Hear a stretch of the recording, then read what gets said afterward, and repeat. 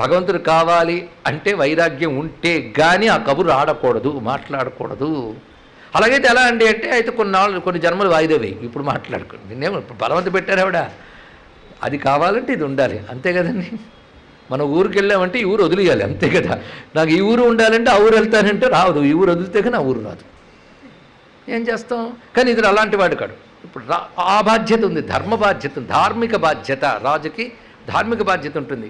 అదేంటంటే ప్రజాపాలన ధర్మబద్ధంగా జరగాలి. ఎందుకంటే సమూహం ధర్మం తప్పితే ప్రమాదం ప్రపంచానికి. సమూహం ధర్మంలో నిలిపేవాడు రాజు. ఆ ధర్మం కోసం ఆయన ఏం చేశాడంటే దానికి సమయం కోసం వేచి చూస్తున్నాడు. ఈయన మాట్లాడుతూ సభలో గురువులను అడిగినప్పుడు గురువుల మాట అందరూ విన్నారండి, అందరూ వింటారు. కానీ ఎవరో ఒక యోగ్యుడు స్పందిస్తారు.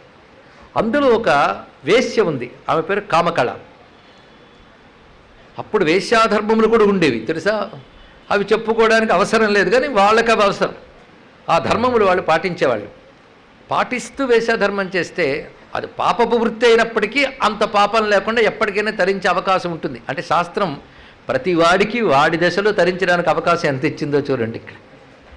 మొత్తానికి అలా ఉన్నటువంటి కామకళ ఈ మాటలు విని ప్రభావితురాలైంది.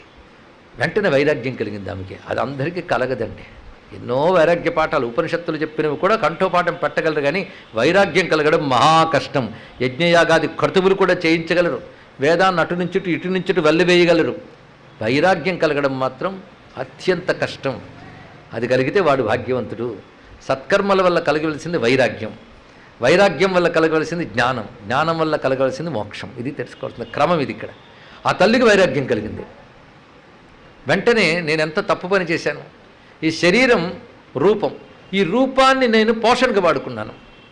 పైగా ఆమె యొక్క సౌందర్యం అతిలోక సౌందర్యం, అటువంటి సౌందర్యంతో కూడినటువంటిది యవ్వనవతి. యవ్వనవతి అయిన ఆమెకు వైరాగ్యం కలిగింది. ఏదో వృద్ధాప్యంలో వచ్చే వైరాగ్యం కలిగిందంటే పోనీలే అనుకోవడానికి.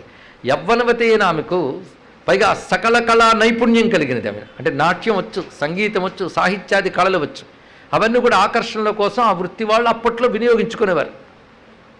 అలాంటి కళలన్నీ కలిగి సర్వాకర్షణ కలిగినటువంటి స్థితిలో యవ్వనంలో ఆమెకి వినగానే లోపల ఎక్కడో ఉన్న విష్ణుభక్తి ఒక్కసారి వృద్ధి చెంది విష్ణువుని పొందనప్పుడు ఈ జన్మ వ్యర్థము.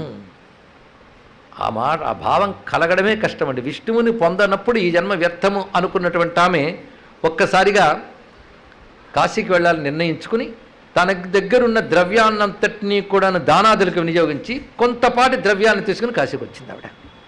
కేవలం విష్ణు చింతన మరొకటి లేదు. అలా కాశీకి వచ్చి ఇక్కడ సంచరిస్తూ ఏ మహానుభావుడు